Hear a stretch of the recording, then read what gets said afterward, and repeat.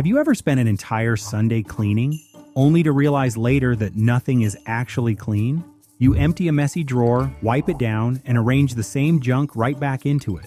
You take a stack of unopened mail from the kitchen counter and move it to a tray on your desk. You buy matching woven baskets. You print beautiful labels for the pantry. You color code a closet nobody opens. You create a lot of motion. You make your mess look completely intentional. But somehow underneath that physical activity, the house still feels heavy. Reorganizing is a sneaky habit. It is cleaning's seductive cousin. It feels incredibly responsible. It makes you feel productive, but it can also quietly let you avoid the part of cleaning that actually hurts. Let us look at why this happens. Reorganizing is a brilliant performance of getting things done. When you sort your space, you are genuinely doing something. That makes this avoidance difficult to spot. Psychologically, this behavior is just putting things off while pretending to be busy. Research shows that people avoid tasks that create unpleasant feelings. They do it because it gives them immediate emotional relief. Stress makes this worse. Under stress, our ability to cope drops. At home, the hard part is rarely wiping a counter. The hard part is what cleaning forces you to face. You might have to admit you own too much stuff. You might feel guilty throwing away an expensive gadget. Reorganizing offers a great escape route. It gives you short-term relief. You turn your anxiety into motion. You simply choose the work that hurts less. This brings us to a big misunderstanding, one that traps us in endless sorting. A 2025 article in the Journal of Consumer Research argues that we often confuse what a messy room actually means. The researchers draw a clear line between two distinct problems. The first problem is having things out of place. The second problem is having far too much stuff for your space. The researchers argue people struggle because they try to fix the first issue while completely ignoring the second.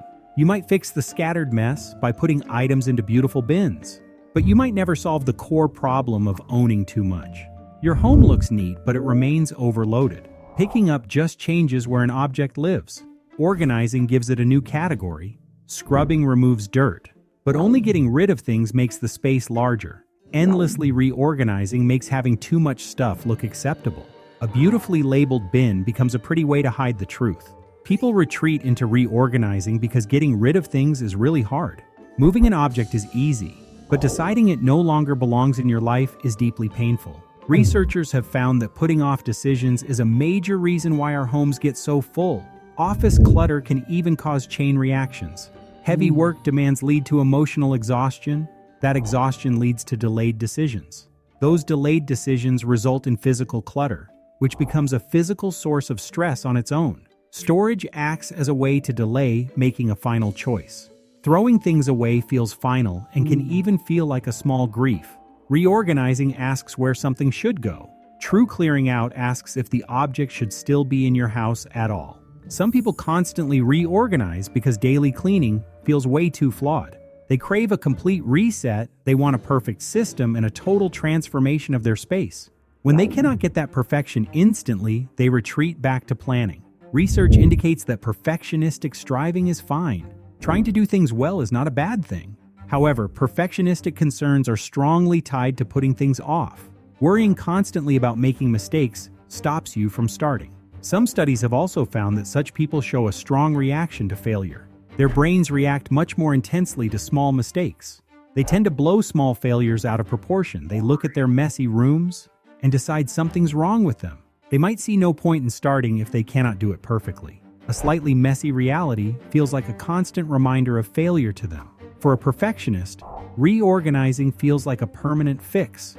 They believe that if they just build the perfect system, they will never have to clean again. Reorganizing is also a deep reaction to outside stress. When your inner world feels shaky, forcing your room to be perfectly neat becomes a survival skill. The physical state of a room undeniably affects behavior. Orderly environments encourage conventional choices and healthy behaviors.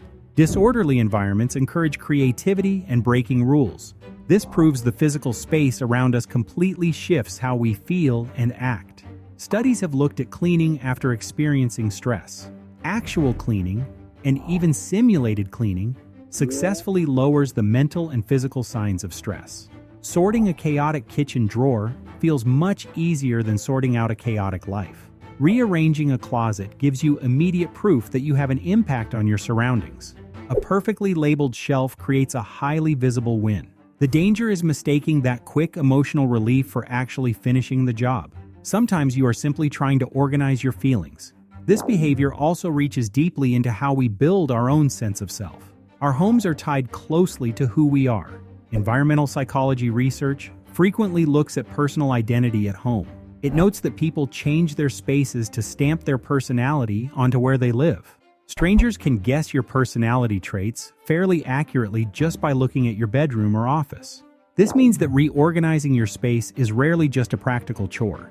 It is a deeply personal act about who you want to be. You are actively trying to become the person who naturally has a neat pantry. The organizing products you buy act as symbols of a better version of yourself. They signal competence, adulthood, and discipline to the rest of the world. You often buy containers for the future version of yourself you are desperately trying to become. Finally, there is a hardwired reason why this trick of the mind feels so incredibly good.